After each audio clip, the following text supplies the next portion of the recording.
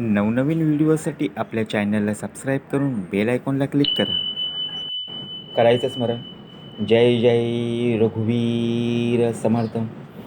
जय जय रघुवीर समर्थ. श्रीमद दासबोध. श्रीराम समर्थ. मरणाचे स्मरण असावे, हरिभक्तीस सादर व्हावे, मरो न कीर्तीस उरवावे, येणे प्रकारे. जय जय रघुवीर समर्थ. श्रीमद दासबोध. समर्थांनी उत्तमाचं दृष्टांत दिले. मत जे मानलंय ते श्रीमताचं. आपल्याला उभं राहायचं आहे श्रीमतामध्ये. 8 विकार जे दिलेत ते लोकमताकडे. काम, क्रोध, लोभ, मद, मत्सर, दंभ, संशय आणि चिंता. त्यामध्ये समर्थांनी उत्तमाची ओवी दिली. मरणाचे स्मरण असावे, हरिभक्तीस सादर व्हावे, मरोन कीर्तीस उरवावे, येणे प्रकारे. समर्थांनी का ओवी ही दिली आपल्याला? मरणाचे स्मरण असावे म्हणजे काय? आपल्याला हा जो देह दिलाय, बरोबर आहे, जो देह दिलाय त्या देहाचं सार्थक झालं पाहिजे. तुला हा देह फुकट मिळालाय म्हणून फुकट घालवायचा नाहीये. एखादी गोष्ट जर आपल्याला मिळत असली फुकटमध्ये, तर ती फुकट जाता कामा नये. पण आपल्याला त्या गोष्टीची व्हॅल्यू नसते, किंमत नसते. फुकट मिळाली ना, चला जाऊ दे. परंतु ज्यावेळी आपण पैसे भरून जातो, पैसे भरतो, त्यावेळी आपण ती वस्तू, ती गोष्ट आपण काय करतो, सांभाळत असतो. म्हणून समर्थांनी काय सांगितलं? मरणाचे स्मरण असावे. का समर्थांनी ओवी दिली? मरणाचे स्मरण असावे, हरिभक्तीस सादर व्हावे, मरवण कीर्तीस उरवावे, येणे प्रकारे. श्रीमनाच्या श्लोकामध्ये एक उत्तमाची एक ओवी आहे, एक श्रीमनाचे श्लोक आहे. देहे त्यागिता कीर्ती मागे उरावी, मना सज्जना हेची क्रिया धरावी. आता देह त्यागिता कीर्ती मागे उरावी म्हणजे काय? तीच ओवी समर्थ कृपेने या ओवीला लागू करते. मरोन कीर्तीस उरवावी म्हणजे देह त्यागिता कीर्ती मागे उरावी. तुझा हा जो देह आहे, तो देह जन्म झाल्यापासून ते मृत्यू होईपर्यंत जो आयुष्य आहे, जन्मापासून ते मृत्यूपर्यंत जो आयुष्य आहे, जो जीवन आहे, तो तुला कसा घालवायचा आहे?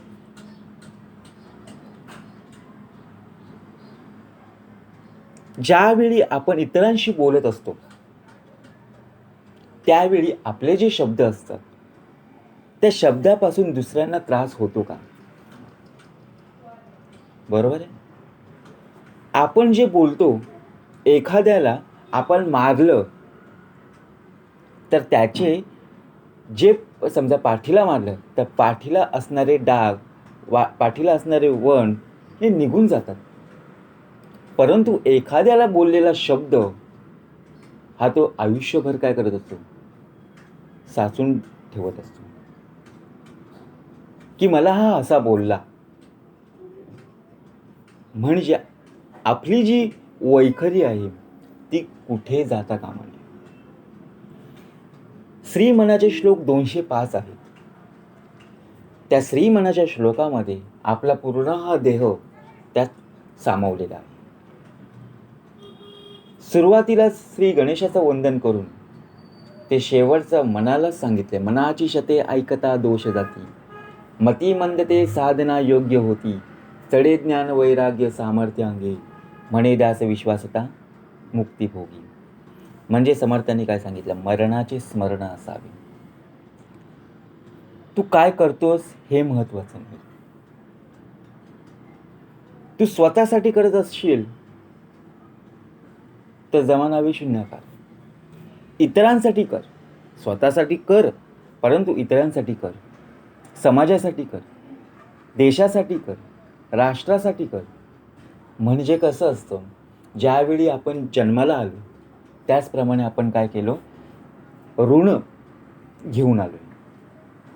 देशाचे, समाजाचे, मातृभूमीचे ऋण आपल्या डोक्यावर आहे.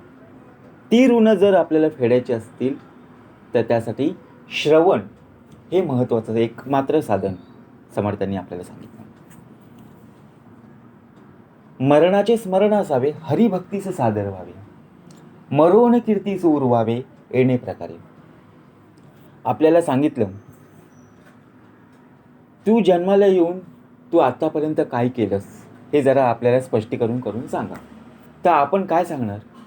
मी जन्माला आलो, मी शाळेमध्ये शिकलोय, पुढे कंपनीमध्ये जॉबला लागलो किंवा इतर व्यवसाय केला, हेच आपण सांगणार. पण आपली कर्मे काय आहेत हे कोण सांगणार नाही. वरी वरी दिसे वैभवाचे, परंतु अंतरी पोतडे नरकाचे.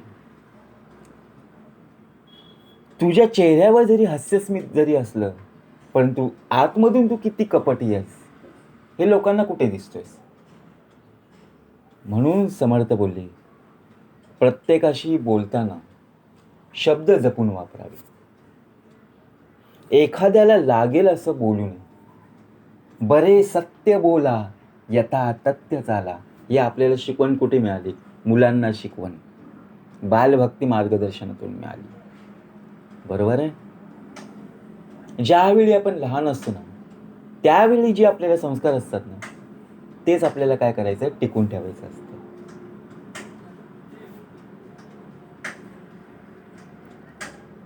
मरोण कीर्ती उरवावी. कीर्ती काय? तू जन्माला येऊन तू काय मिळवलंस? फक्त पैसाच. परंतु त्या पैशापुढे तुझं काहीतरी नाव असणं आवश्यक आहे ना. तू पैसा कमवलास, कोणत्या क्रियेने तू कमवलास? बरोबर आहे. चांगल्या प्रकारे जर कमवत असशील तर तुझं नाव पुढे येईल. परंतु आपल्याला समर्थाने शिकवण दिली, स्मरण करताना आपला जो देह आहे तो कुठेही आपलं मन हा विचलित न करता स्मरणामध्ये राहू दे. तेव्हाच ते स्मरण अंतरीमध्ये आपल्यामध्ये राहतं. देह जरी इथे असला, परंतु तुझं जे मन आहे ते विचलित आहे, चंचल आहे. तू बसल्यास देह तुझा इथे आहे, परंतु तुझं मन कुठे आहे? बाहेर आहे. मरणाचे स्मरण असावे.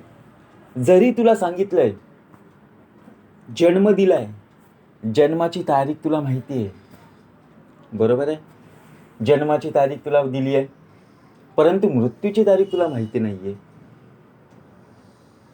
तो जो कालावधी आहे, समर्थ बोलले, तो आयुष्य आहे. त्या आयुष्यामध्ये तुला उभं राहायचं. काय करा ते आत्ता करा आणि जाते घडी आपली साधा. पुनरपी संसारा येणे नाही. म्हणून समर्थाने सांगितलं मरणाचे स्मरण असावे. उद्या जरी तुझं मरण असेल, समर्थाने सांगितलं उद्या जरी तुझं मरण असेल किंवा आत्ताच या क्षणाला जरी तुझं मरण असेल, तरी समर्थांना निवेदन ठेव की आतापर्यंत तुम्ही जो मला सांभाळ केलायस, बरोबर आहे, त्या जन्माचे सार्थक झाले. भल्याने परमार्थी भरावे, शरीर सार्थक करावे, पूर्वजांस उद्धरावे, हरिभक्ती करून. म्हणून आपला जो देह जो दिलाय तो नाशिवंत आहे. नाशिवंताकडून आपल्याला काय करायचं आहे? सत्कर्म योगे वय घालवावे. सत्कर्मातून कर्म चांगली करायचे. आता सत्कर्मामध्ये उभं राहायचं म्हणजे नेमकं उभं कुठे राहायचं? उपासनेला दृढ चालवावी, भूदेव संतांसी सदा नमावे, सत्कर्म योगे वय घालवावे, सर्वांमुखी मंगल बोलवावे. बघा, 16 श्लोकांमधला हा एक श्लोक. उपासनेला दृढ चालवावे आणि भूदेव संतांसी सर्व संतांना नमस्कार करून सत्कर्मयोगे वय घालवावे आणि सर्वांमुखी मंगल बोलवावे. सर्वांशी बोलताना कसं बोलावं? समाधान ते सज्जनाचे नियोगे. एखाद्याला लागेल, एखाद्याला टोचेल मनाला असं बोलू नका, तर त्याच्या चेहऱ्यावर समाधान प्राप्त होईल असंच वागा. मरवून कीर्तीच ओरवावे. आपल्या समोर स्तुती करणारे खूप असतात. समर्थाने उत्तम असं एक दृष्टांत दिलं बघा. आपल्या शेजारी पाजारी आपले नातेवाईक समर्थांनी सांगितलं, श्रवण करूया. आपल्या शेजारी असणारे जे लोक असतात, आपले नातेवाईक जी मंडळी असतात, ते आपल्या समोर स्तुती करत असतात, परंतु मागे निंदा करत असतात. चांगले बोलणारी पण लोक असतात आणि वाईट बोलणारी सुद्धा बोलणारी असतात. आपल्याला कशात जायचं? आपली कर्मे कशी आहेत? सत्कर्म आहेत तो दुष्कर्म पापी आहेत.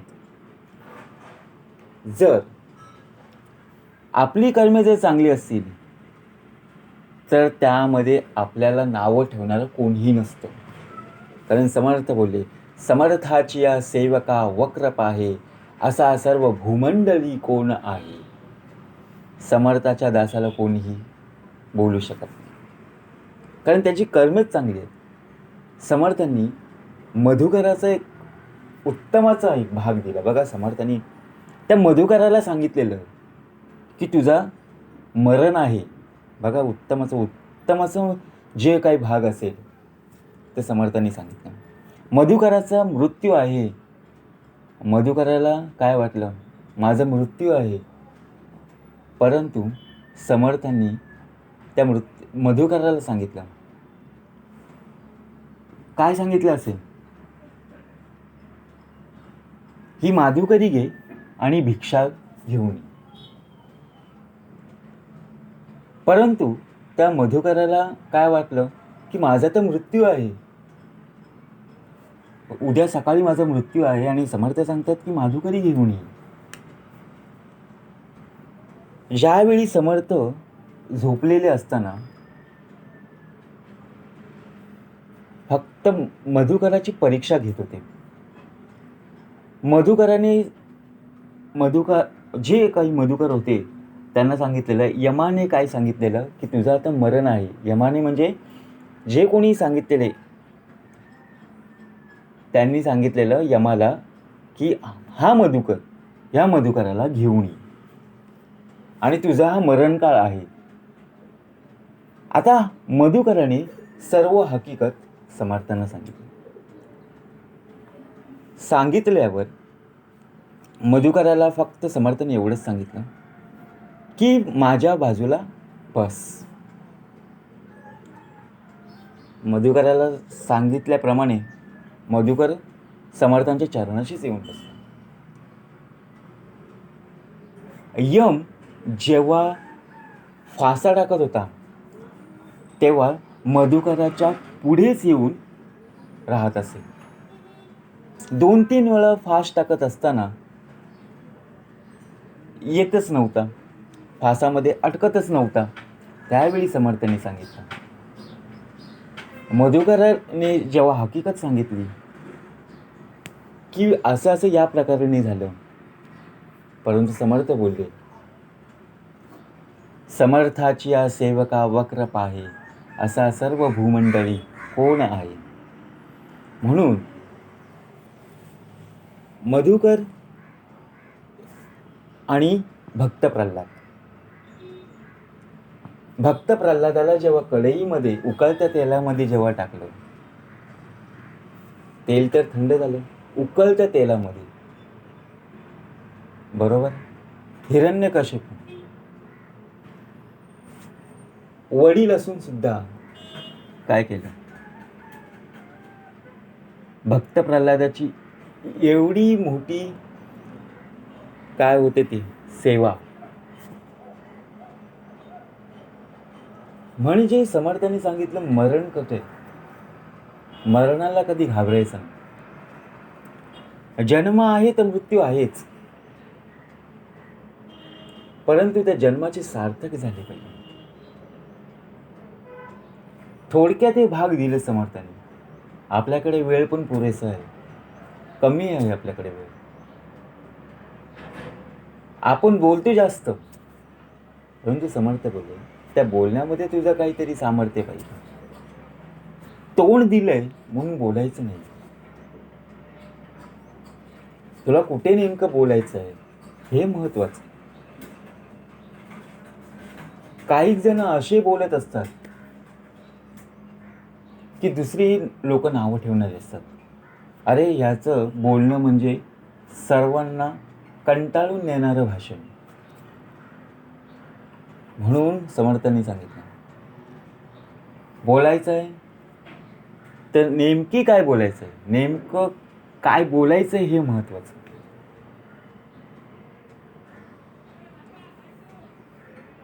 आपण यथेष्ट जेवणे, उरले ते अन्न वाटणे, परंतु वाया दवडणे हा धर्म नव्हे. आपण एखाद्या पंक्तीला आपण बसलेलो असतो, एखादा कुठला तरी कार्यक्रम असेल, लग्न कार्य असेल, पूजा कार्य असेल किंवा एखाद्या कोणाचा कार्यक्रम असेल, त्यावेळी आपण पंक्तीने आपण जेवायला बसतो. बघा समर्थांनी काय सांगितलं, आपण यथेष्ट जेवणे. जेवणे म्हणजे काय? यथेष्ट जेवणे. पंक्ती आपण बसलेलो असतो, जेवायला जे काही पंक्ती असतात त्याचप्रमाणे आपण बसलेलो असतो. उरले ते अन्न वाटणे. जेवताना आपण काय करतो बघा, एखाद्या जेवत असताना जे काही भात असेल किंवा चपातीचा घास असेल किंवा एखादी भाजी असेल, ते आपल्या ताटामधून खाली पडते. ते आपण न उचलता काय करतो, असंच टाकून देतो. परंतु जे काही प्राणी पक्षी असतात त्यांना सुद्धा मिळतंच. त्यांना सांगावं लागत नाही, काही मागावं लागत नाही, बरोबर आहे. ते आपोआप येतात, खातात आणि त्यांचा ते प्रवास करून जातात. परंतु 50 लोकांचं समर्थन उत्तमाचं सांगितलं बघा. 50 लोकांचं जेवण आहे आणि त्यातली फक्त 35 मंडळी जरी जेवायला आली, 15 लोकांचं जेवण हे जरी उरलं असेल, तर उरलं ते अन्न वाटणे, उरलं ते अन्न वाटणे, परंतु वाया दवडणे. जे काही उरलेलं अन्न असेल ना, ते प्रत्येकाला काय करा, शेअर करा, प्रत्येकाला द्या, त्याचं तरी पोट भरेल. त्या भरलेल्या पोटाकडे आणि त्या भरलेल्या पोटाकडे पाहून त्या देहाचं मन आणि त्या देहाचा जो काही चेहरा असेल तो समाधानी असेल. परंतु वाया दवडणे हा धर्म नव्हे. आपण काय करतो, आपल्याला मिळालेलं जेवण जेवतो आणि उरलेलं अन्न काय करतो, फेकून देतो. कुठेही आपण कचऱ्याच्या डब्यामध्ये असू दे किंवा एखाद्या नदीपात्रात असू दे, एखाद्या तलावात असू दे किंवा कोणाच्या घराच्या बाजूला आपण टाकत असतो, तर ते अन्न वाया दवडणे हा धर्म नव्हे. तर आपण त्या धर्मामध्ये आपण काय बसू शकत नाही. म्हणजे समर्थाने आपल्याला काय सांगितलं, काय शिकवण दिली आहे, हे शिकवण धरिता चित्त. जन्माला आलायस ना, तर जन्माचे सार्थकच करून जा. आपण जे आता बोलतोय, लहानापासून मोठ्यांपर्यंत आपण होत चाललो. पुन्हा लहानपण येत नाहीये. बालपण झालं, तारुण्य पण झालं, वृद्धाप्य पण झालं. अजून तुला काय पाहिजे? बालपण जे असतं ते बालपणामध्येच. तारुण्यामध्ये जरी तू गेलास, पुन्हा तुला बालपणामध्ये जर यायचं असेल तर होऊ शकत नाही. बालपणामध्ये तुला जे काही संस्कार असतील, ते जे काही तुला खेळ खेळायचे असतील ते बालपणामध्ये. तरुणपणामध्ये तुला काय करायचं आहे, प्रपंच साधून परमार्थ करावा, बरोबर आहे. आणि म्हणजे वृद्ध झाल्यावर, वयस्कर झाल्यावर, 60 ओलांडल्यावर, 70 ओलांडल्यावर जे काही तुला लहानपणापासून जी काही शिकवण मिळाली, त्या शिकवणीमध्ये तुला उभं केलंय ना. काहीकांचं जन्मताच मृत्यू होतो, म्हणजे त्याची शिल्लक कुठे, पुण्य कुठे उभे राहिले? नाहीच. तेवढाच त्याचा कालावधी होता. हा दोष कोणाचा? तर समर्थ बोलले हा त्याचा नाही. जेवढी शिल्लक तो घेऊन आला तेवढ्या शिल्लकीत तुम्ही घेऊन गेला. तुझी शिल्लक जोपर्यंत आहे ना, तोपर्यंत तू भूमीवर आहेस. तोपर्यंत तुझा आत्मा तुझ्या त्या देहाला काय करेल? सामर्थ्य पुरवेल. बरोबर आहे. बारसं लहान मूल जेव्हा जन्माला येतं, नंतर त्याचं 12व्या दिवशी बारसं, बरोबर आहे, नावं ठेवतात. परंतु मृत्यू झाल्यावर 13व्या दिवशी त्याचं काय होतं? 13वा हालचाल. म्हणून समर्थांनी सांगितलं, वाढदिवस जेव्हा साजरा करतात ना, एखाद्या मूल जेव्हा जन्माला येतं, पूर्णपणे घर भरतं. परंतु त्याच घरामध्ये कोणीतरी वारलंय, कोणीतरी मृत्यू झालाय, तर जमणारी मंडळी ही कमी होतात. असं का होतं? त्याच घरात जन्मलेला आणि त्याच घरात मृत्यू पावताना कमी लोक येतात. म्हणजे ज्यावेळी मृत्यू पावतात, ज्यावेळी एखाद्याचं मरण असेल, तर स्मशानाभोवती सुद्धा लोक त्याचं गुणगान गात असतात की हा देह खूप चांगला होता. या देहाने कोणाची परिस्थितीला पाहून प्रत्येकाला मदत केली. या देहाने कोणाला रडवलं नाही, तर प्रत्येकाला काय केलं? एक दुसऱ्यासाठी मदत करण्यासाठी पहिला त्याचा हातभार होता. म्हणजे मेल्यावर सुद्धा काय? प्रसिद्धी नाही तर कीर्ती, ही कीर्ती मिळाली पाहिजे. तर काही जण मेल्यावर दुसरी जण येणारी माणसं स्मशानामध्ये सांगतात, हा बरं झाला मेला, म्हणजे काय झालं? आपल्या गावातून घाण गेली. म्हणजे स्मशानाभोवती सुद्धा काय केलं? गुणगान चांगलं गायलं नाही. तर आपण जन्माला आलोय, आपण मृत्यू पावणार आहोत. जन्म आहे म्हणजे मृत्यू नक्कीच आहे. मृत्यूला मरण आहेच, मृत्यू मरण आहेच आपल्याला. म्हणून आपल्याला काय करायचं आहे? तर कीर्ती घेऊनच जायची. ज्ञान, वैराग्य आणि सामर्थ्य. ज्ञान जरी आपल्याला असेल तरी दुसऱ्यांबरोबर आपण काय केलं पाहिजे? सांगितलं पाहिजे. आपल्याचकडे ज्ञान ठेवून आपण जर अभिमान करत असो तर त्याचा उपयोग शून्य. कारण समर्थांनी सांगितलं, अभिमान ओटे मत्सर, मत्सर्य तिरस्कार, पुढे क्रोधाचा विकार, प्रबळे बळे. बरोबर ना? अभिमान नसावा. अभिमान कोणाला येतो? ज्याच्याकडे पैसा असेल, ज्याच्याकडे गाडी असेल, ज्याच्याकडे बंगला असेल, त्याला अहंकार, अभिमान. परंतु ज्याच्याकडे शून्य किंमत आहे, म्हणजे काहीच नाही आहे, त्याच्याकडे बँक बॅलन्स नाही आहे, गाडी नाही आहे, बंगला नाही आहे, एखादी छोटीशी झोपडी आहे, परंतु तो समाधानी आहे. 2 टायमाचं त्याला जेवण मिळतं, ह्याला सुद्धा मिळतं, परंतु हा समाधानी आहे. झोपडीत राहून सुद्धा समर्थ बोलले समाधानी आहे. हा ऐशा आरामात बंगल्यात राहून त्याला झोप येत नाही. पुढील पण समर्थांनी आपल्याला श्रवण दिलंय, तर पुढे ऐकूया. म्हणून समर्थ बोलले, काय करा ते आत्ता करा, आणि जाते घडी आपली साधना.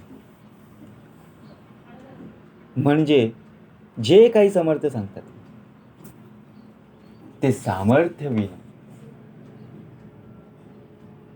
कठीण शब्द वाईट वाटते, हे तो प्रत्यय असे येते, तरी मग वाईट बोलावे ते काय निमित्त. कठीण एखादा शब्द आपल्याला काय करून जातो? वाईट वाटतो. आता कठीण शब्द म्हणजे काय? दुसऱ्याची निंदाच करणं, म्हणजे ते कठीणच वाटतं. शेवटपर्यंत तो काय करतो, जतन करून ठेवतो की मला ही व्यक्ती अशी बोलली, ती व्यक्ती मला अशी बोलली. हे तर प्रत्येकाच येते, तरी मग वाईट बोलावे ते काय नाही. मग कशाला बोलून फायदा आहे. एखाद्याची चूक झाली तर त्याला सांगा की तू इथे चुकलायस, पुढे अशी चूक करू नकोस. बरोबर आहे. एकदा जर नाही मानलं तर दुसऱ्यांदा बोल, कारण तू शिकतोय. परंतु त्याची निंदा करू नकोस.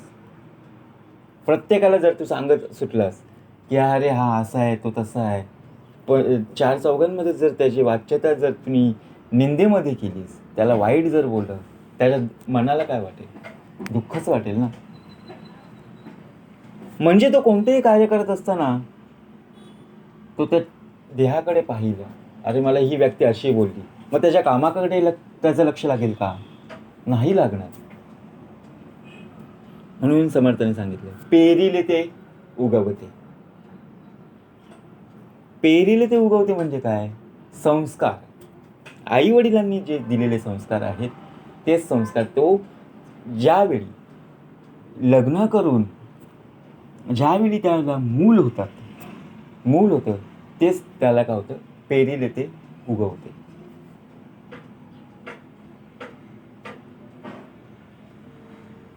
बोलण्यासारखे उत्तर तरी मग कर्कश बोलावे ते काही नाही.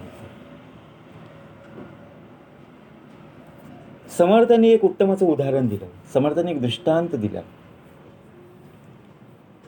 बोलण्यासारखे चालणे, स्वये करून बोलणे, तयाची वचनेप्रमाणे मानिती जने.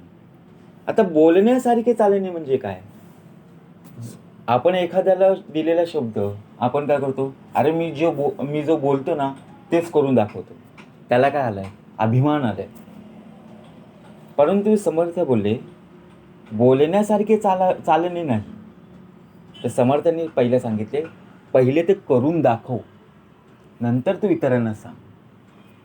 आधी केले मग सांगितले, ही समर्थांची शिकवण. आधी केले मग सांगितले.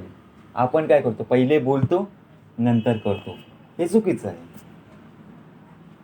म्हणून समर्थांनी सांगितलं, आधी केले मग सांगितले.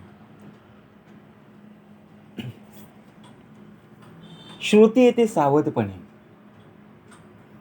सावध म्हणजे काय, कटाक्ष. सावधच राहिलं पाहिजे. 8 विकार आहेत ना, त्या 8 विकारांमध्ये आपण काय केलं पाहिजे, आपल्या मनात सावध राहिला पाहिजे. कुठल्याही जो काही आपल्याला काम, क्रोध, लोभ, मद, मत्सर, दंभ, संशय, चिंता हे जे काही विषय आहेत, त्या विषयामध्ये आपल्याला काय करता आलं पाहिजे, दूर ठेवता आलं पाहिजे. आमची प्रतिज्ञा ऐसी, काही ना मागावी शिष्यासी, आपणा मागे जगदीशासी, भजत जा. आमची प्रतिज्ञाच ऐसी आहे ना. समर्थांनी सांगितलं, आमची प्रतिज्ञा ऐसी. हे आपले वचन नाहीये, हे सत्य वचन आहे, संत वचन आहे. आमची प्रतिज्ञा ऐसी, काही न मागावे शिष्यासी, 1 रुपया नाही. परंतु तुला जे काही फुकट श्रवण मिळतं ना, त्या श्रवणाची किंमत मात्र समर्थ कृपेने शेवटपर्यंत तुझ्या देहामध्ये, जोपर्यंत तुझा आत्मा आहे तोपर्यंत तुझ्या देहामध्ये राहिला पाहिजे.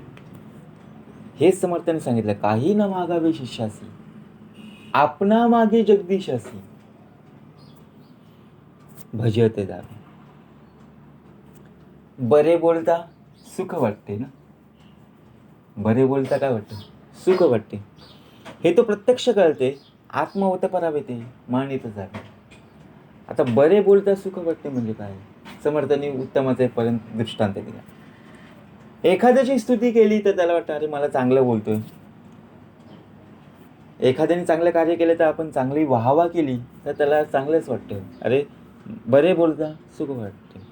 हे तो प्रत्यक्ष कळतेच, कारण तू चांगली कर्म केलीस, चांगली कार्य केलीस तर तुझी स्तुती करावी का निंदा करावी, तर स्तुतीच करावी. आत्मवत परावे ते मानित जावे. जर तुम्ही चांगलं कार्य केलं नसतंस तर तुझी स्तुती कोणी केली असती का. परंतु तुला जर करायचं असेल, चांगली कर्मे ज्या कधी घडतात, निंदकाचे घर असावे शेजारी. तुला ज्यावेळी निंदकाचे घर असावे शेजारी का, समर्थाने सांगितलं. सतत जर तुला चांगले चांगले जर केले तर वाईट तुला दिसणारच नाही. समर्थाने उत्तमच सांगितले, चांगल्या कर्मातच उभे राहा. पण कुठेही ज्यावेळी जाताना त्या 8 विकारांपासून काय करत, विकारांना दूर ठेवण्याचा फक्त प्रयत्न केला. म्हणून सांगती असावे, मानत मानत शिकवावे, हळूहळू सेवट आणावे विवेकाने. आता जो विवेक दिलाय, बरोबर आहे, आपण एखादं कार्य करत असताना धाडसी वृत्तीने करत असतो, कष्ट करत असतो, खूप मेहनत करत असतो. एखादी व्यक्ती इतकी त्या कामामध्ये मग्न होते की त्या व्यक्तीला माहिती नसतं की मला त्या कष्टाचं फळ मिळेल की नाही मिळेल. अशी जी व्यक्ती जी काम करते ना, त्याला नक्कीच फळप्राप्ती होते. परंतु काही जण असे असतात, आधी फळाची अपेक्षा करतात, कष्ट मात्र कमी करतात. मग फळ मिळेल का, तर नाही. समर्थाने सांगितले, आधी कष्ट मग फळ. तू कष्ट कर, फळाची चिंता करू नको, फळ तुला मिळणारच. तू कष्ट जेवढे करशील तेवढं तुला फळ मिळणारच आहे. परंतु तू फळाच्या जर मागे लागलास तर तुझे कष्ट कमी पडतील. म्हणून पैशाच्या मागे न लागता पैसा हा आपला मागे लागला पाहिजे. भाषा सोपी नाहीये, भाषा ही अवघड वाटणारी आहे. परंतु समर्थाने सांगितलं, लक्ष्मी काय करायचं, लक्ष्मीच्या मागे धावायचं नाही. जिथे नारायण असेल ना, तिथे लक्ष्मी असणारच आहे. म्हणून समर्थाने सांगितलं ना, आता समुदाय कारणे पाहिजे तर दोन्ही लक्षणे, श्रोती येते सावधपणे मन घालावे. समुदाय कारणे पाहिजे तर दोन्ही लक्षणे, श्रोती येते सावधपणे मन घालावे. म्हणून समर्थांनी मनाला शिकवण दिली. पुढे समर्थ कृपेने खूप आपल्याला श्रवण करायचं. जोपर्यंत देह आहे तोपर्यंत आपल्याला श्रवणच करायचंय. श्रवणातूनच काय होतं, सर्व इंद्रिये, 5 इंद्रिये, 5 कर्मेंद्रिये, 5 ज्ञानेंद्रिये, ही सर्व मनाच्या ताब्यामध्ये. मन हा इंद्रियाचा राजाच आहे. परंतु त्या मनाला ताब्यात ठेवण्यासाठी समर्थांनी 205 श्रीमनाचे श्लोक, पुन्हा एकदा समर्थांनी सांगितलं, 205 श्रीमनाचे श्लोक दिले.